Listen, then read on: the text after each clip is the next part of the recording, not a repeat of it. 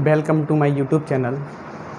पिछली बार मैंने आपको सोशल साइंस क्लास 10th का चैप्टर हिस्ट्री का चैप्टर जो क्लियर कराया था, उसमें फर्स्ट पार्ट था वो था फ्रेडरिक शेरयू।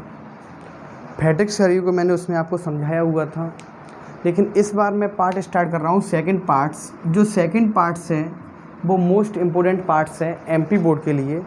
एमपी बोर्ड में मात्र इसमें से एमसीक्यू भी क्वेश्चन पूछे जाएंगे। अब देखो, अपन इसमें से जो चैप्टर है the French revolutions and the idea of the Nations. जो फ्रेंच रेवोल्यूशंस हुआ था, रेवोल्यूशंस मीन्स होती है क्रांति, जो फ्रांस में क्रांति हुई थी। आइडिया ऑफ द नेशंस किसके लिए? राष्ट्र के लिए। अब इसमें कुछ इंपॉर्टेंट पॉइंट्स थे तो वो अपन पढ़ेंगे। तो फ्रेंच रेवोल्यूशंस में जो इंपॉर्टेंट पॉइंट्स थे, तो देखो, the French revolutions started 1789 against the monarch.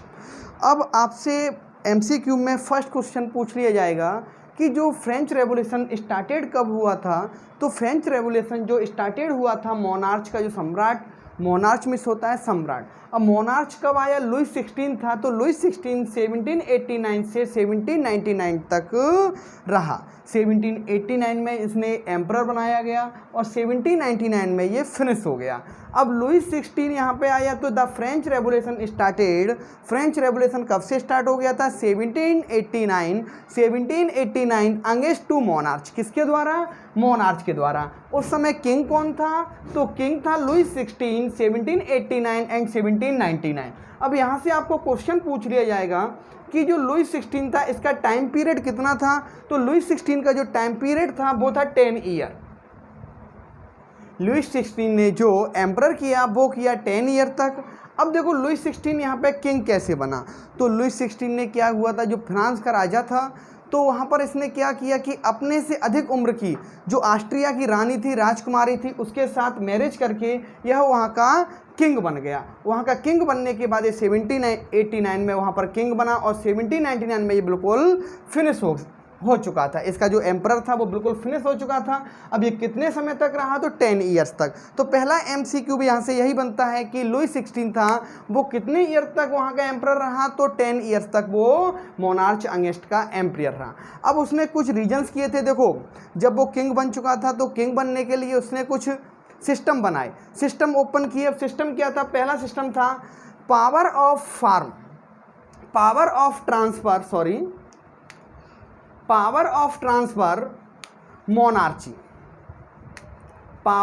Transfer monarchy to common people. अब उसने क्या किया? जो पावर ऑफ ट्रांसफर थे, मोनार्ची में होता है सम्राट, जब उनके पावर मोनार्ची के ऊपर थे तो उन्होंने किस में कॉमन कर दिए? कॉमन पीपल्स में उसको डिवाइडेशन कर दिया कि यहाँ से जो पावर किसकी थी, मोनार्ची की पावर थी, वो किस में कर दी गई?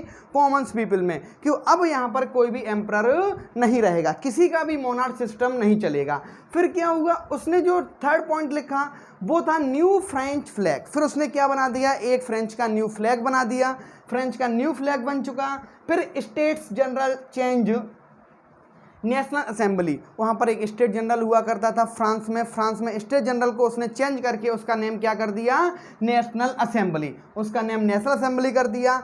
फिर इसके बाद द आइडिया ला पैट्री एंड ले सिटीजन्स। अब इसने क्या किया? ला पैट्री मीन्स होता है फादरलैंड। वहाँ पर उसने आइडिया दिया कि फ्रांस हमारा क्या है? फादरलैंड है। जैसे अपन इंडिया में कहते हैं अपनी इंडिया, भारत माता क्या है? मदरलैंड है। उसी तरह उसने कहा कि आइडिया ऑफ जो फ्रांस है वो हमारा क्या है? फादरलैंड एंड ले सिटीजन्स। किसके लिए? जो सिटीजन्स थे उनके लिए। अब new hymns composed and oath them. अब उसने क्या किया? न्यू हेम्स में होते हैं भजन, नए भजन कंपोज, शपथ लाना स्टार्ट किया। नए भजन थे, उनकी रचनाएं की, एंड ऑथ देम, और उन्होंने क्या किया? इसके भजनों की शपथ दिलाई। फिर 6 पॉइंट में सेंट्रलाइज एडमिनिस्ट्रेशन सिस्टम, जो सेंट्रलाइज एडमिनिस्ट्रेशन सिस्टम था उसको उसने कवर किया। सेंट्रलाइज में एडमिनिस्ट्रेशन सिस्टम कर दिया कि सारे सिस्टम होंगे वो किसके होंगे?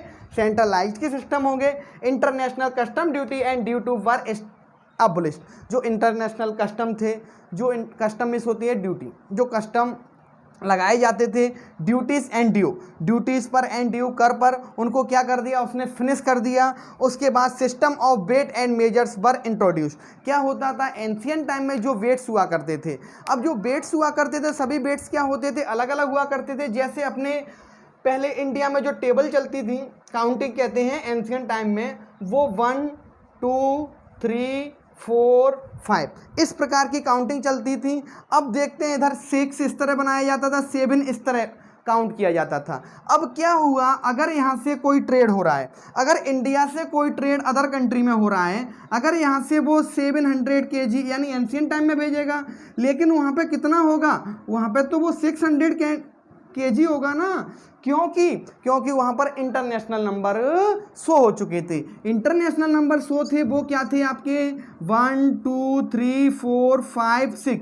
इन इंटरनेशनल नंबर से क्या होता था, लॉस होता था। तो लॉस होने के कारण उसने क्या कर दिया, system of weight and measures were introduce. जो वेट था वो एक कर दिया, और मेजर्स जो मापन पद्धति थी, मापन पद्धति जैसे मीटर्स कहते हैं अपन स्केल में, तो मापन पद्धति भी उसने क्या कर दी, बिल्कुल अलग कर दी, यानी सब इंटरनेशनल फ्लो कर दिया। फिर था फ्रेंच बिकम कॉमन लैंग्वेज। अब क्या किया उसने, जो फ्रेंच की एक कॉमन लैंग्वेज बनानी, जैसे इंडिया में कॉमन लैंग्वेज हिंदी है, उसी तरह उसने वो फ्रेंच यूरोप में पूरा फिनिश हुआ था, तो उसने क्या किया कि फ्रेंच में एक कॉमन लैंग्वेज बना दी। अब इसके बाद आता है system of the members of educated middle class. अब क्या हुआ था, जो students and member of educated थे, पढ़े लिखे थे, मिडिल क्लास थे बाज सेटिंग ऑफ जैकोबिन क्लब। तो उन्होंने क्या किया, एक जैकोबिन क्लब की स्टेबलाइजमेंट किया। अब आपसे यहाँ से एक क्वेश्चन पूछ सकता है, जो जैकोबिन क्लब था उसका स्टेबलाइजमेंट किसके द्वारा किया गया, तो वो students and members educated middle class peoples के द्वारा इसका क्या किया, स्टेबलाइजमेंट किया गया। तो फ्रेंच की जो लैंग्वेज है वो क्या है, फ्रेंच बिकम कॉमन लैंग्वेज कर दी गई। ये आपको सपोज आपको समझ में आ गया होगा सारा। अब